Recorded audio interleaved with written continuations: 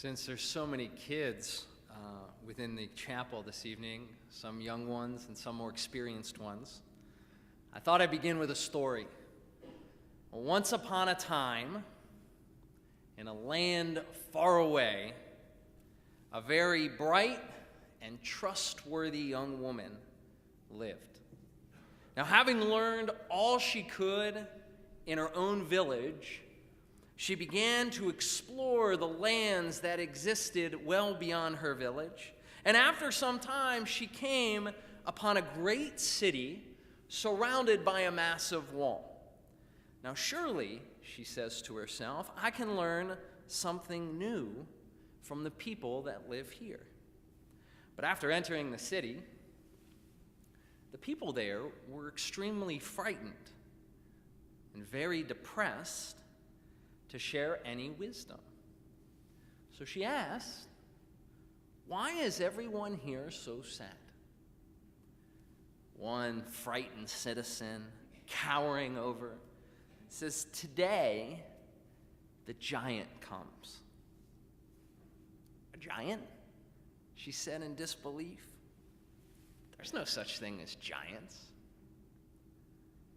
Oh, but there is, came a response from everyone in the community. He stands over 10 feet tall. So tall, no, you couldn't even rightly call him a man. Skeptical, but intrigued, the young woman pleaded, tell me more about this giant. So the frightened citizen nervously explained to her that every year, on the exact same day, at the exact same hour, a giant comes down from the mountain where he lives, stands at the edge of this massive clearing, and yells, send out your bravest man to fight me, or I will knock down these walls and wipe everyone out. Each year, one poor but brave soul steps out to face this giant.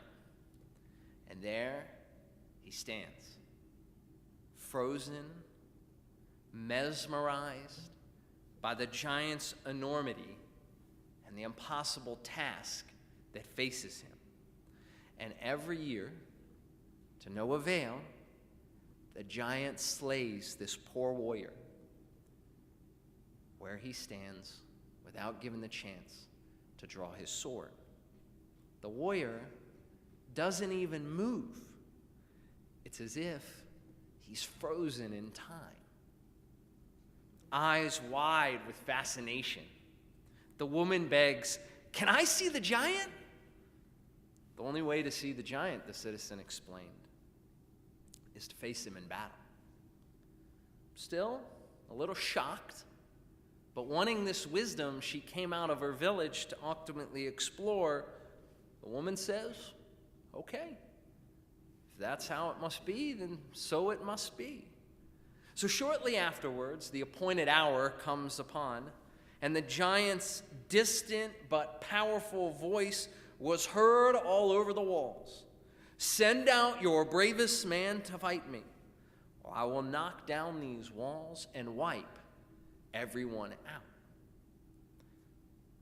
Unnerved, unshaken, the young woman stepped out through the gates to face this giant opponent. She looked out across the way, the edge of the forest to the foothills of the mountains at which the giant stood, and there, crystal clear, she saw the enormity of this giant. For a moment, she just stood there, staring at the distance. And there was a gentle rise in the ground separating the two, so she could only see him from the waist up. Now, it was difficult to tell exactly how big he was, but he was clearly taller than any man she had ever seen before. She was struck with the same awe and terror of all her predecessors before. This giant was real, and facing him today, it kind of came over her that she was about to die. Now, she had a choice at this point. She could run back inside the castle walls, but she had given her word to these citizens that she would face this giant. So with all the courage she could muster at this moment, she began to walk slowly toward the giant and her ultimate demise. And that giant, in the distance, started to come towards her. After a few paces, this gentle incline, she gained full line of sight towards the giant, and she could see him in his entirety. Now, with this better angle, she could tell that he wasn't nearly that tall, but he was still pretty tall. He was about 7 feet as opposed to 10 feet. He was still big, but at least now she could tell that he was maybe human. Still, considering 7 feet was much bigger than her 5'2" frame, she was probably going to meet her defeat anyway. Now, with this element of unknown removed, she was able to at least walk at a more normative pace. And after a few more steps, the giant appeared to be a little smaller still. Was this some optical illusion? Because 2 seconds ago, the giant appeared to be almost 10 feet tall, and yet now, as she got closer and closer to the giant, it was as though this giant was shrinking before her very eyes. And as she's seeing this, she's thinking to herself, well, wait a minute. I might actually have a chance. So with hope, her pace began to quicken. And with every step, she could tell that this was no illusion. The giant was actually shrinking before her. And the faster she ran, the faster the giant shrunk. Her frightenedness or her terror turned to hope. And now that hope had turned to strength. Certain of her victory now, she was in an all-out sprint towards this giant.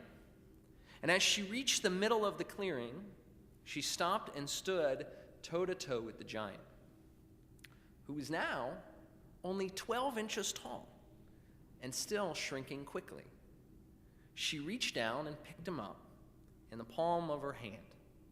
She only had time to ask him one question before he shrank down to the size of a grain of sand and blew away in the next gust of wind. "Who are you?" she asked. The giant responded in a tiny, dwindling voice. "I am known by many names. To the Chinese, I am Konju. To the Greeks, I am Phobos. But to your people, brave one, I am simply known as Fear." The story comes from the book Lead with a Story.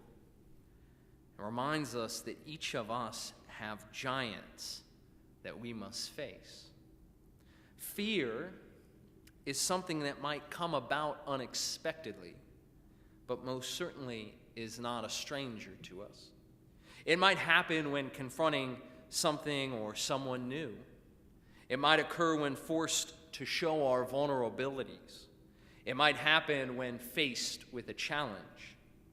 Yet no matter the situation or the battle, fear can be debilitating. It can cripple us from moving forward, and it can freeze us into inaction. With Passover beginning Monday evening, we honor our story from oppression to redemption.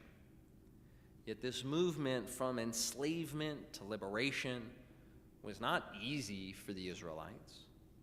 It included great giants for them to overcome, with fear at its core. Now, during our Seder, we will try to put ourselves within that Israelite experience.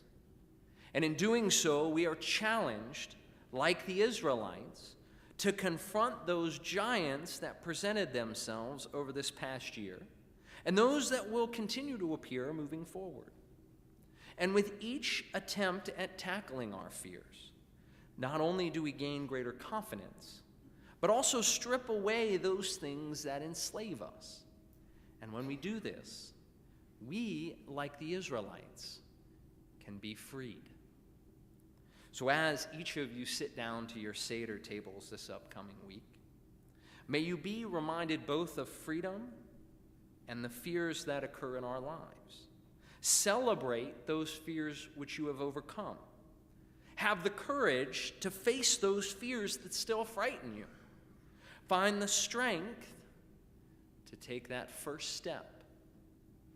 For when we face our fears with confidence and with strength, they too will shrink before our very own eyes. Shabbat Shalom.